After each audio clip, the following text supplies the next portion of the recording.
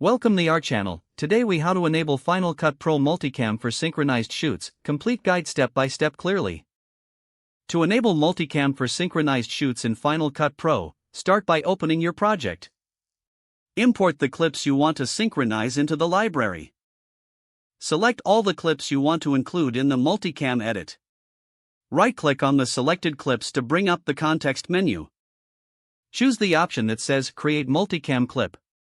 In the dialog box that appears, give your Multicam clip a descriptive name. Next, select the synchronization method.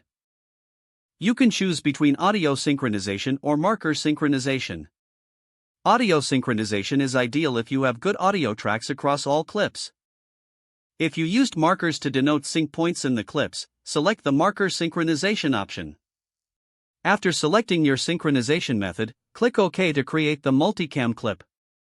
The new Multicam clip will now appear in your event. Drag the Multicam clip to the timeline where you want to start editing. To enable the angle viewer, go to the View menu in the top bar. Select Show Angle Viewer to see the different camera angles. You'll now see all the synced angles in the viewer. To switch between angles during playback, click on the desired angle in the viewer. You can also make cuts in the timeline to change angles at specific points.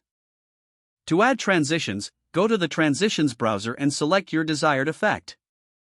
Drag the transition to the timeline between angle changes. Review your edit by playing back the timeline. Make any necessary adjustments to the audio or video as needed. Once you're satisfied with the edit, export your project. Select File from the top menu, then click Share. Choose your preferred export settings and finalize the export. Your Multicam project is now ready for sharing or further editing. If the page does not load, refresh the browser or try again in a private or incognito window. Make sure you are using the correct email address, then retype it carefully to avoid small typos.